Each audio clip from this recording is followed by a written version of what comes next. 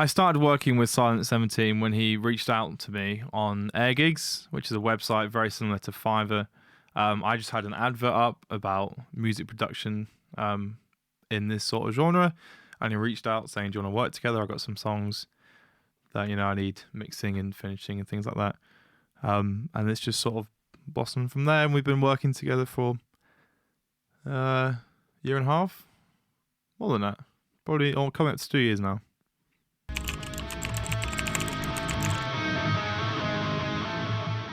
The first demo I heard was for Run, which is the first song we did together. It reminded me, it was so long ago now, I'm trying to remember. I think it was quite new metal-y. I want to say Slipknot, but I don't think that was right. But I thought it was really cool. I thought it had a lot of potential.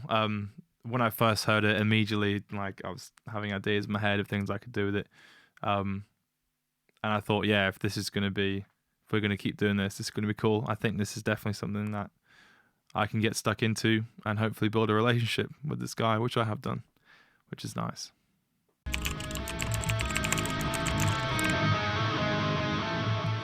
Well, the obvious answer is that all the lyrics are in Burmese. I've never worked with anyone who's sang their lyrics in any other language other than English. So it's cool. It's really cool. It's very interesting. I love how he incorporates like his family in a lot of things. Like some of the songs we've done, we've had gang vocals, and he's got his whole family to sing in Burmese. And most of the time, I don't know what they're saying, but I get the vibe, and it's very cool.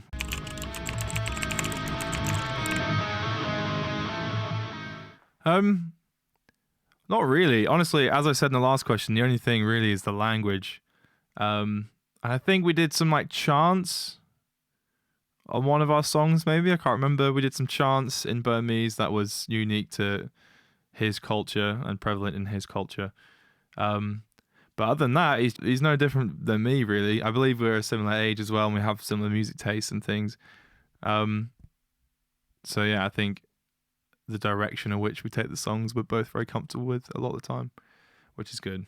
So not huge musical or cultural differences, but there's some in there, yeah.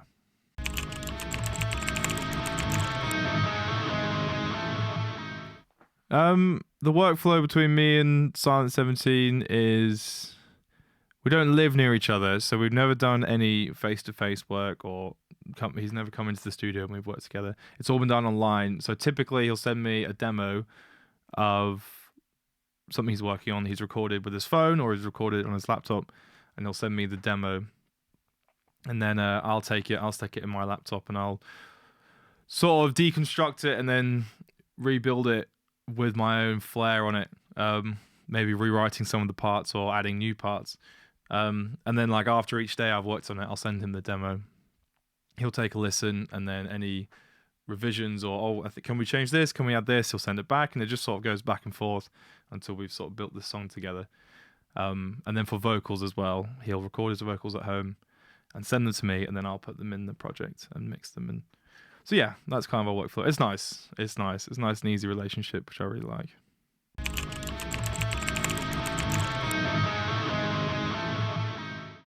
When I heard the concept, the first thing I thought of, and I'm sure the name helped, was like a big scale, kind of like cosmic, eclipse. That's a massive thing. It's planets moving in space that creates this thing. And my initial thought immediately was size. It needs to be big. It needs to have weight to it, which I think we are achieving, hopefully. But yeah, that's my first reaction from it was it needs to be big. But yeah.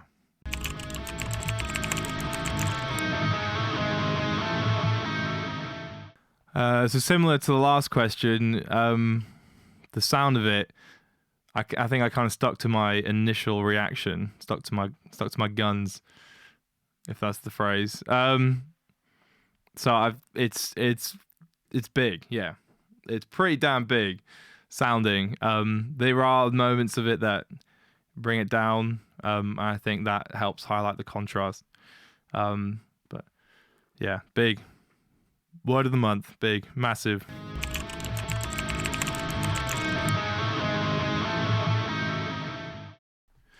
It's never much of an issue.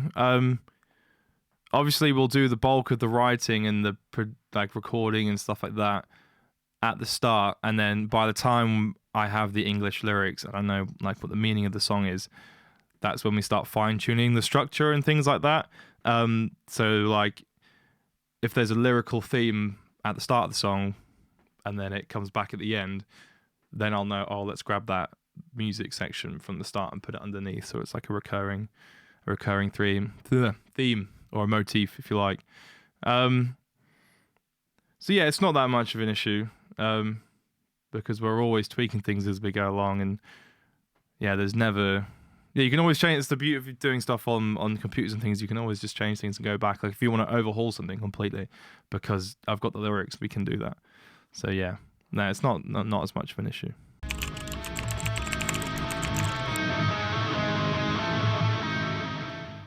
Good question. I don't know really. It's kind of what feels right. I know that's not a very good answer. Obviously I use things like scales and modes and things if something wants to be dark. I know I can use a specific scale for that, or if it's happy, or but yeah, it's mainly just kind of what feels right. Like if there's an emotion, I can kind of just guess in my head, like, oh, what if I do this chord, or what if I do like a riff that kind of does this? I don't know how to explain it. But I do use scales and things like that, and but yeah, it's mostly just a feeling, which is a terrible answer, I know, but mostly just go from feeling.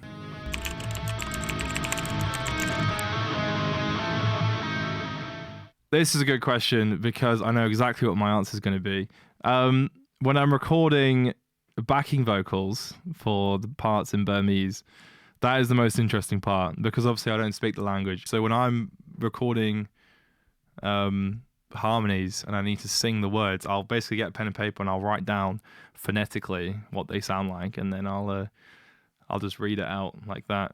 And it works in a mix.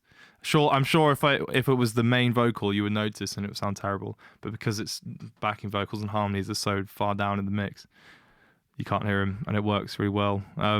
So yeah, that's the most interesting part.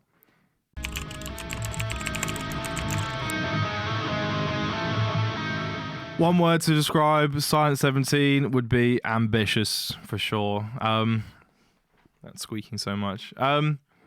Because each song we do is not slightly different. Each song we do is very different, and Silent 17, all the demos that he gives me are also different, which I love.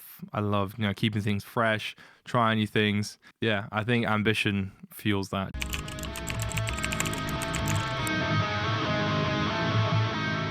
If Eclipse was a movie, what genre would it be? I think of like Interstellar. So sci-fi. Yeah, it's the name. I don't know if the name is swaying me and making me biased, but I want to say sci-fi. But it's just big. It's epic. It's on a massive scale. I said earlier it's got weight to it. And Interstellar for sure had all those things. So I will say sci-fi.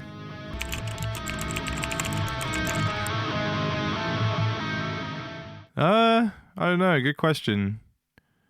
Probably his range, to be honest, especially vocally. We've done one song that is very like ballady, piano and strings and stuff.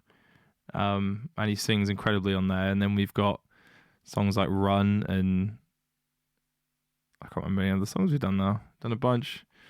And what's it called? Oh, I'm gonna butcher the pronunciation. Manlenyoto.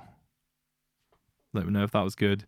And that's got loads of screaming on it and stuff, and just his range from how he sings incredibly and then does these brutal screams. There was one song, it might have been the one I just said, I'm not gonna try it again because I might mess up. Where he does these like gutturals and things, and it's all really impressive. So probably that, just his range and how many genres we can cover and how many he can pull off vocally, for sure.